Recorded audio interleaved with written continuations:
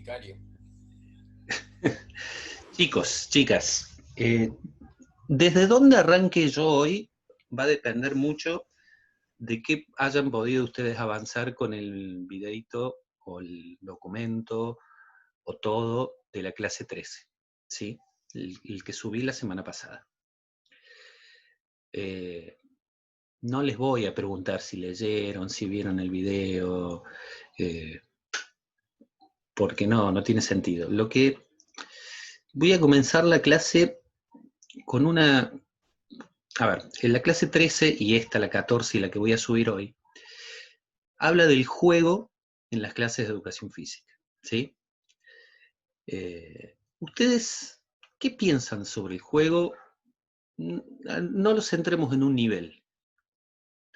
En general, como actividad humana, ¿qué les parece que es? En cuanto a la enseñanza, en cuanto Bueno, a qué se... estás tocando un aspecto, ¿sí? En cuanto a la enseñanza, para vos, ¿qué papel Y juega? para mí, a través del juego, los chicos aprenden muchísimas cosas. No solamente los chicos, creo que el ser humano en sí, todo lo que nos causa placer, tendemos a aprenderlo más, ¿no? O a hacerlo mejor, creo yo. O sea, vos lo estás planteando en este caso como un medio, a ver si lo interpreté bien, como un medio motivador, como algo que a partir del placer de la actividad en sí misma implica que el aprendizaje se pueda llevar adelante de mejor manera. Sí, tal cual, tanto en la sociabilización, como en todo, desde un juego espontáneo hasta un juego reglado también es un, es algo lúdico estructurado, ¿no? Que Ujú. se entra dentro de ciertas estructuras y el niño también aprende a ajustarse a esas estructuras a través de un juego reglado. Pero en un Bien. juego espontáneo también, tanto el niño como el adulto, como que activa otro montón de cuestiones cognitivas, tanto la imaginación o el mismo aprendizaje a través de lo explorativo. El nene cuando vos lo ves que está jugando con las hormiguitas en el patio, con el pastito, está aprendiendo también. Y es una forma explorativa y espontánea. Y que le causa placer, ¿no? Claro, pero de hecho los niños cuando juegan de manera espontánea, ¿no? No se plantean que están aprendiendo. Se plantean, a ver, ni siquiera se lo plantean, están jugando. Tal Y es cual, como vos decís, es el que asume el aprendizaje desde el juego es el otro, no el que lo está jugando. tal cual. ¿Me explico? Exactamente, el que lo planifica para un tal fin. Ujú, para determinada cosa. Eh, cuando a ver, el juego en las clases de educación física estuvo presente absolutamente siempre, ¿sí? Sobre todo desde cierta época para este lado, o sea, antes las cuestiones eran mucho más estructuradas. Eh, pero en realidad, básicamente, el juego, desde el punto de vista de la educación física, tradicionalmente fue visto como un medio, como una forma de actividad, como, como el a través de, para enseñar determinados contenidos, qué sé yo, supongamos. Quiero trabajar la habilidad motora, ¿sí? En nivel inicial, primer ciclo de la escuela primaria. Lo más probable, si estoy bien orientado y asumiendo las características de los niños y las niñas de esa edad, es que ustedes lo propongan a partir de un juego, ¿o no? Sí. Sí. ¿Cuál sería el contenido en ese caso?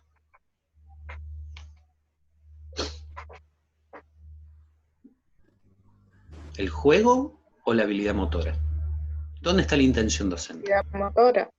La habilidad Habilidad motora. motora. Tal cual. El juego en ese caso es el medio, la Claro, una estrategia. herramienta. Es una Es una herramienta, herramienta. es una forma de actividad, como podría elegir cualquier otra, qué sé yo, podría elegir un Sí. circuito, podría elegir Una una actividad persona. construida, tal cual. Es una forma de actividad. Pero el juego implica, alrededor del juego, un montón de cosas por fuera de esos contenidos que yo estoy planteando en el juego como actividad. Implica el contacto con el otro, implica el respetar las reglas o el marco dentro del que el juego se va a llevar adelante, implica el poder estar y acordar cosas con el que tengo al lado, con el que voy a jugar,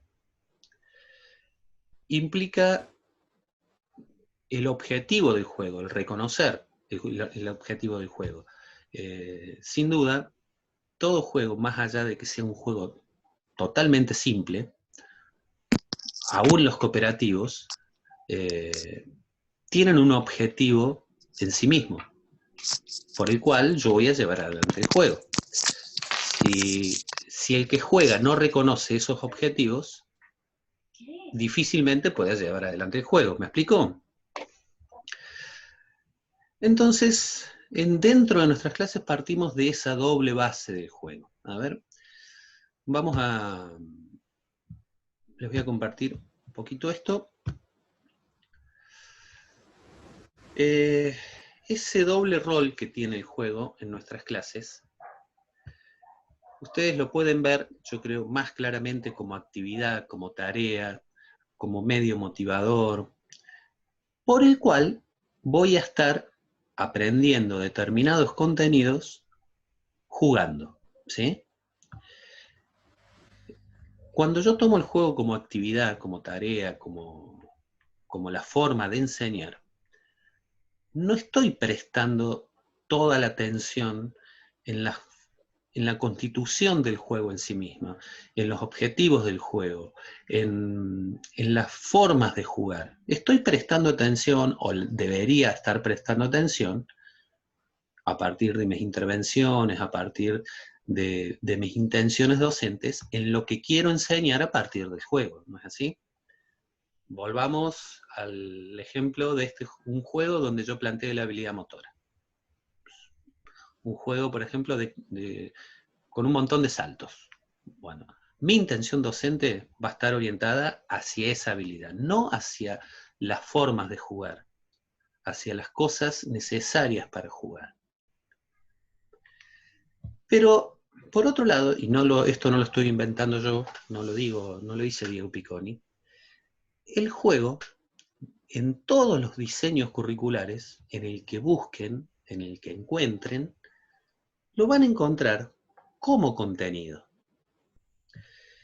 Y entonces ahí empieza la complicación en reconocerlo como un contenido en sí mismo.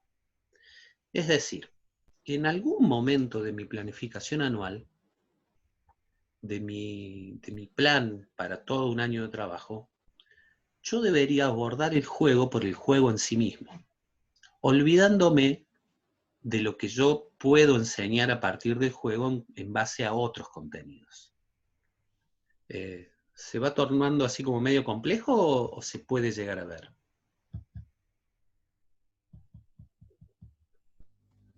Se entiende.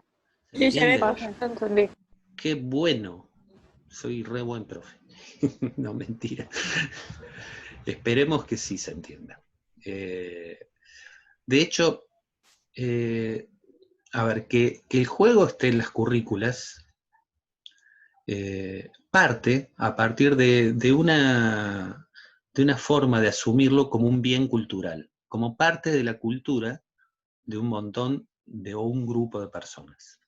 Y siempre dijimos que los contenidos son bienes culturales, son cosas de la cultura que trasladadas a la escuela se transforman en contenidos. Nosotros a partir de esta clase, y la clase que voy a subir hoy, vamos a tomar el juego como contenido en sí mismo.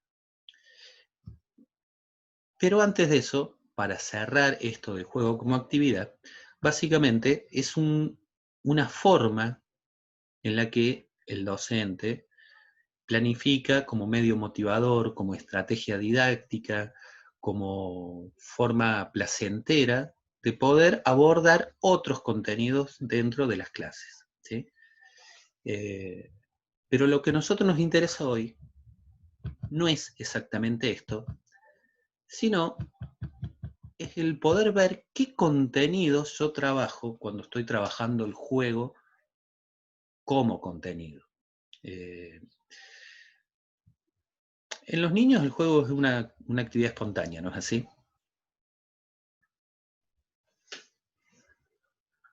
Juegan sin que nadie les Sí, diga. Sí, tal cual. De hecho, si nosotros observamos, por ejemplo, un recreo en la escuela, o ponemos a dos niños juntos, lo más probable es que terminen jugando, ¿sí? Y ahí empieza el primer conflicto. ¿Cómo vamos a nosotros, los profes, enseñarles a jugar a los que son expertos en juego, es decir, a los chicos? Haciendo como jugador experto o guiando. Puede ser, va por ese lado también, tal vez. Pero es el primer conflicto, el reconocer que este juego en los niños es espontáneo, pero este bien cultural que es el juego, el sistema educativo, todo lo que, que la currícula plantea, es tomarlo justamente en todas sus cuestiones constitutivas para poder empezar a trabajar un montón de aspectos que son los que vamos a tratar de observar hoy, ¿sí? El jugar implica un montón de cosas, y ya ahora estamos hablando del juego como contenido. Implica, todo juego es un desafío, ¿sí? Desde los más simples a los más complejos. Pueden ser individuales, grupales.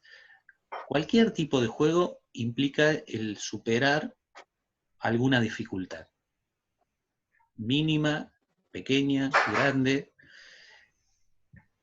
Esa cuestión de la dificultad o de lo que hay que superar o el objetivo del juego, hay que comprenderlo, porque si yo no comprendo dentro de las cuestiones cognitivas cómo se lleva adelante un juego, es muy difícil jugarlo, ¿sí? Eso es para empezar. O sea, ya tenemos algo cognitivo dando vuelta, ¿sí? El jugar también implica organizarse, dialogar, hacer acuerdos con el que tengo al lado. ¿Alguien pudo observar algún recreo en alguna escuela en algún momento? Sí, Bien. sí, ¿Qué hacen los chicos, básicamente en el recreo? corren. Corren. ¿Y ese correr implica algún juega. juego? No, Implican, sí, juegan. juegan. A veces juegan Juegan a veces juegan a correr, a veces juegan a otra cosa. a las bolitas, a lo que sea. Perfecto. Juegan, ¿sí? A lo mejor algunos juegos tienen más implicancia motora que otros, pero básicamente juegan. Eh, Ese proceso de jugar en el recreo, por ejemplo, aunque pareciera que no, es un proceso totalmente organizado por parte de ellos. Nadie les dice cómo organizarlo. Pero tuvieron Ujú. que acordar en primera instancia a qué jugar. Tuvieron que acordar con quién jugar. Tuvieron que acordar en qué lugar jugar. Tuvieron que acordar las reglas del juego. A lo mejor no lo hacen todo el tiempo, a lo mejor ya lo acordaron una vez y dicen, bueno, listo, ahora vamos a jugar. Pero en principio, esta cuestión de los acuerdos son sumamente necesarios en los juegos. Y son una de las cosas que nosotros los profes debemos tomar para trabajar el juego como contenido. Por supuesto que implica también el atenerse y moverse dentro de determinado marco, las reglas del juego. Aún sea un juego simple, siempre algún juego tiene determinado marco dentro del cual los que juegan se van a mover y van a poder hacer determinadas cosas o no. Aún estemos jugando a la soga, ¿sí? Muchas veces vamos al recreo y vemos que los chicos empiezan a saltar la soga, ¿sí? Implica el poder esperar mi turno. Eso ya es una regla. Mínima, pero la es.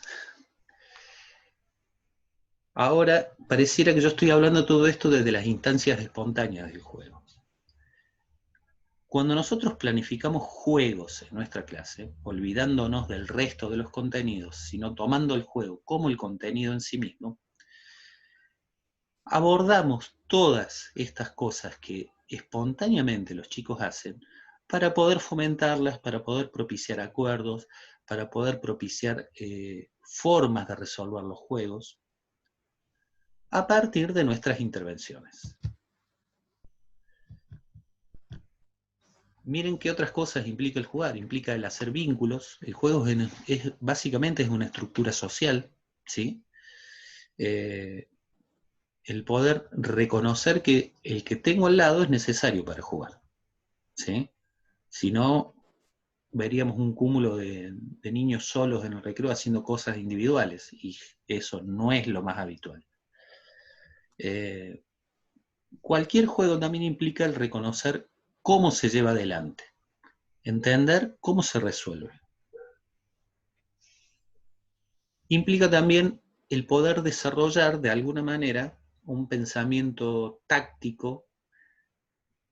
Puede sonar así como bastante pretencioso, pero táctico en el sentido de crear planes. Ahí lo vuelvo a poner, Melanie, no te desesperes, porque miraste para adelante y lo había sacado. No, es que no, igual no copio del Power. Estaba viendo pues no entendía por qué se me había movido la pantalla. Ah, bien, bien. Me perdí, perdón. Pero cuando nosotros proponemos juegos abordando todas estas características de los juegos, tenemos que poder intervenir a partir de nuestra intención. Supongamos que nosotros planteamos un juego en el nivel inicial de persecución, muy común, muy habitual, ¿sí? ¿Desde dónde los profes podemos intervenir en ese juego para que no se transforme en un juego por sí mismo? Elijan uno, a ver, el que a ustedes les Y la guste. cantidad de manchas, por ejemplo, si es una mancha, decir, bueno, Pepito y Juancita son mancha, y si vemos que cuesta mucho agregar dos manchas más, Bien, para que no sea, para que los chicos no se cansen tanto, porque si no manchan a nadie también se empiezan a aburrir. bien. Una parte de las reglas del juego. O de los roles dentro del juego, ¿sí? El ser mancha o no ser mancha implica determinados roles dentro de un juego. O puede Podemos ser también cambiar la mancha, de mancha congelado a que se queden duros, y ahí también trabaja el aspecto propioceptivo, ¿no? O me quedo como estatua, o mancha, no sé, mancha puente y los haces que pasen por debajo de las piernas o que salten, bien, mancha tronquito. pero ojo con las intervenciones, que cuando nosotros elegimos el juego como contenido, no tenemos que intervenir y tener nuestra intención hacia las habilidades propias en el juego, o sea, hacia los otros contenidos, sino hacia las cuestiones constitutivas del juego. A ver, me explico. Esto de definir los roles dentro del juego es una intención o una intervención desde la constitución del juego, ¿sí? Otra podría ser, chicos, ¿en qué lugar podemos jugar? Ya le estoy dando intervención a ellos mismos para definir los espacios de juego. Chicos, ¿puede haber casas? No les estoy hablando a ustedes, les estoy hablando a mis alumnos en una clase, ¿sí? Sí, sí, sí, entiendo. Sí, puede haber casas. ¿Y dónde las ponemos? Esas casas van a ser grandes, van a ser chicas. ¿Puede haber alguien cuidando las casas? De a poco, con mis intervenciones, estoy fomentando no solamente que jueguen, sino Lo que decís, que logren construir e intervenir en la propia constitución del juego. ¿Me explico? De a claro, que poquito, ellos lo construyen. tal cual. Exacto. Y en esa construcción de los juegos, es donde van a surgir esto de los acuerdos. Bueno, está bien, yo soy mancha, pero después cambiamos. Ojo, que si estás en la cárcel no te podés escapar. Y no lo estoy diciendo yo, profe, seguramente ellos lo van a empezar a aportar. Ahora bien, si yo voy a estar planteando juegos en el nivel inicial, tengo que asumir que por más que plantee juegos que parecen grupales, de resolución grupal, básicamente la resolución de estos juegos va a ser de manera individual. O sea, va a parecer, supongamos que es ladrones y policías, ¿sí? Va a haber un bando, que van a ser los ladrones, y otro que van a ser los policías, pero la resolución va a pasar más por lo individual, por la acción individual de cada uno. Los policías no se van a fijar en qué sector, por ejemplo, están sus otros compañeros policías agarrando chicos. No va a haber una estrategia grupal. Básicamente va a haber una resolución individual. Con mis intervenciones docentes yo puedo fomentar esto también. A ver, vengan los policías. ¿De qué manera se pueden organizar para poder atrapar a las ovejas o a los ladrones de la mejor manera? Esto no implica que cuando jueguen los chicos yo me la pase hablando e interviniendo, no, los tengo que dejar jugar. El momento indicado para intervenir es al principio del juego. Y por otro lado, otro momento indicado también es en el momento de cambio de roles. Si no estaría cortando el juego constantemente, y la única manera de llevar adelante estos acuerdos es haciéndolos por medio de la acción y en el juego en sí mismo. Pero también implica, en cierto momento, una vez finalizado el juego, el poder reflexionar sobre las acciones en las que yo trate de intervenir como docente. A ver, terminado el juego, vamos a pensar, y estoy hablando de nuevo con los chicos, cuando los ladrones estaban en las cárceles, ¿hubiera sido necesario que alguien la cuidara para que no lo salvaran? ¿Qué pasaba cuando alguien salía del espacio de juego? ¿Lo seguían persiguiendo o no? ¿Estaba dentro de Claro, las es una reglas? especie de feedback del juego. Es totalmente necesario y sobre todo, básicamente yo se los planteo en todos los contenidos, pero en el juego es imprescindible. Si yo no hago un momento de reflexión final a partir de lo que yo traté de intervenir en principio, el juego queda por el juego en sí mismo. ¿Me explico? Hay que tratar de empezar a construir esta instancia. En todos Profe, los... y esto, Sí, disculpe, ¿sería progresivo el juego? Porque, por ejemplo, yo puedo instalar ciertas pautas un día y lo puedo volver a plantear, puedo repetir el juego y ya con ciertas reglas constituidas y sumo otras. tal cual. Lo que estás armando vos es una secuencia didáctica de juegos. A ver, dicho en palabras muy, muy simples, pero básicamente es eso, ¿sí? ¿Por qué?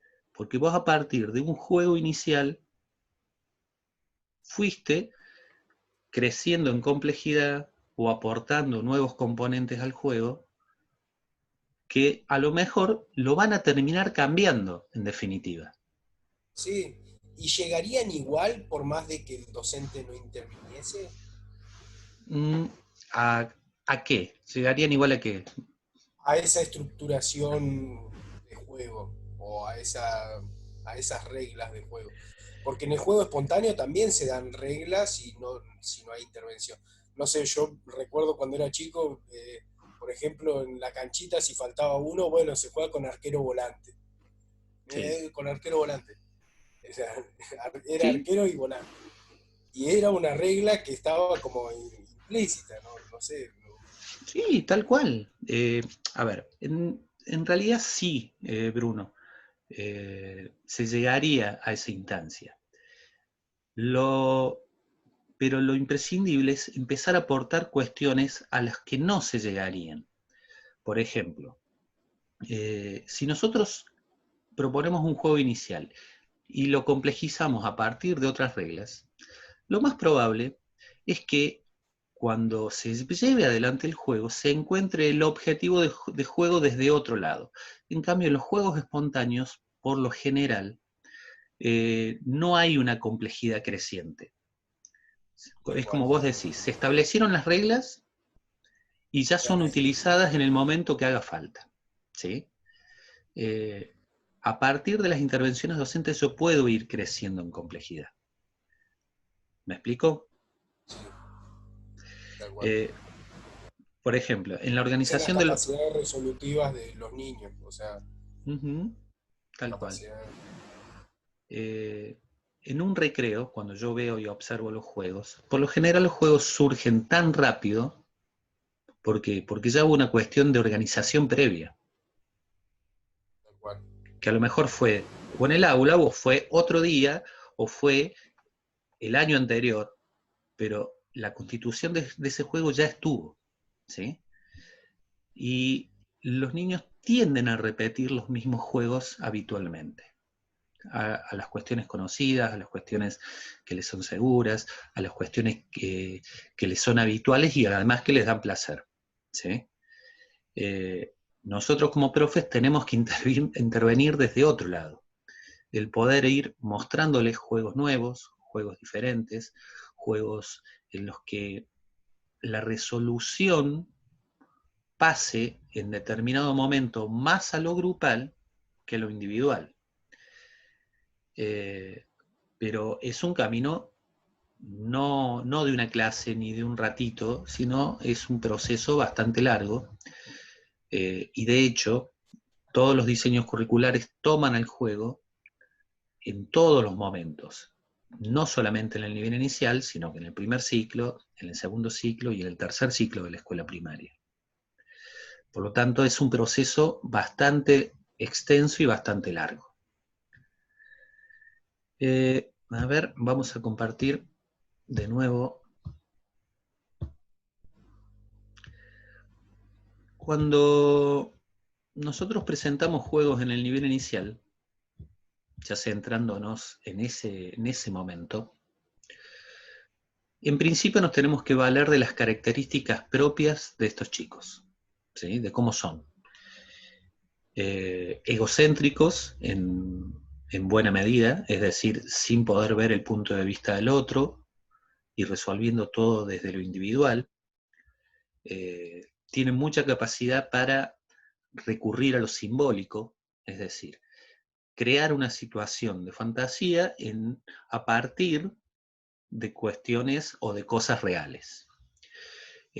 Cuando ustedes planteaban juegos, por ejemplo, para la habilidad motora o para el esquema corporal o lo que sea, recurrían a esta instancia simbólica, ¿sí?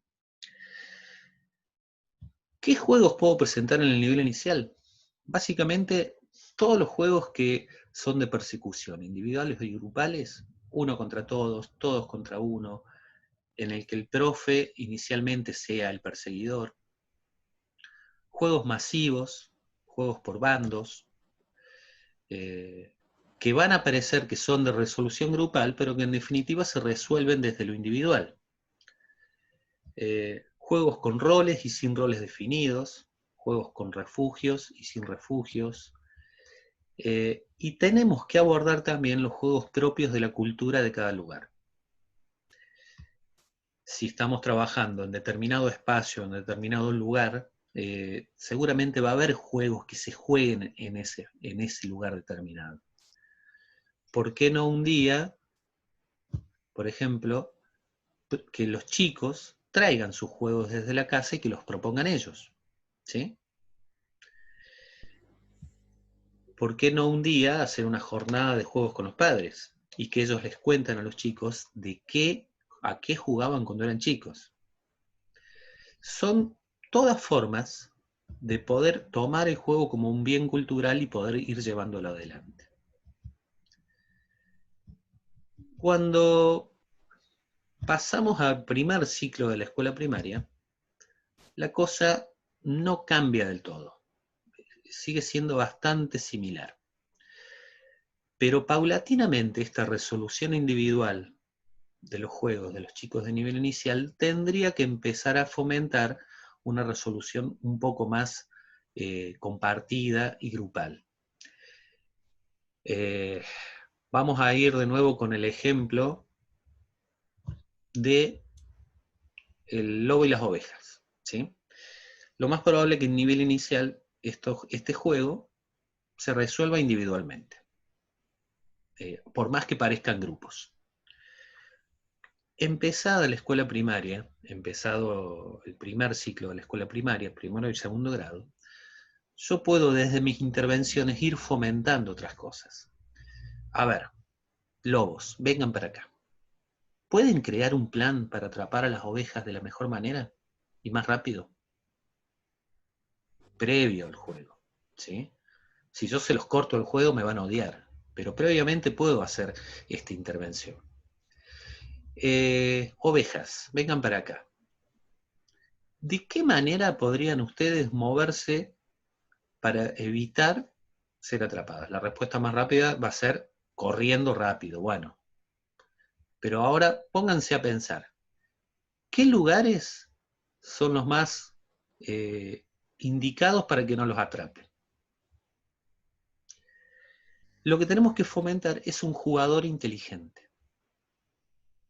Alguien que piense en cómo resolver el juego. Lobos, vengan para acá. Pueden crear determinados roles dentro del juego para cuidar a las ovejas que están en la cárcel o en el corral. Seguramente sí.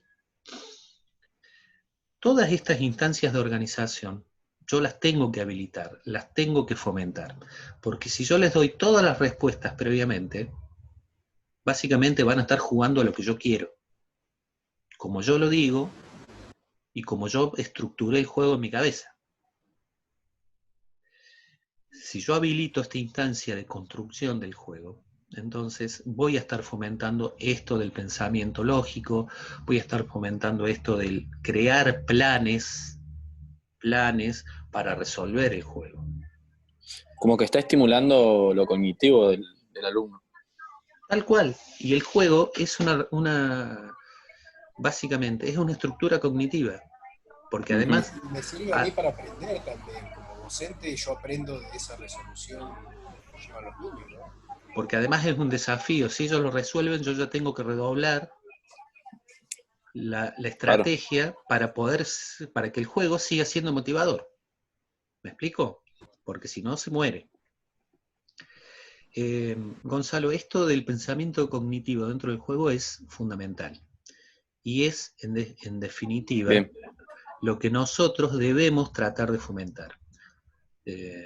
Recuerden que en los juegos no siempre el mejor jugador es el que corre más, el más rápido, el más hábil, sino, además de eso, el que interpreta las condiciones del juego para desarrollarlo de mejor manera. ¿Nos desconectamos y nos conectamos enseguida de nuevo? Bueno. Ahí vamos. Ok.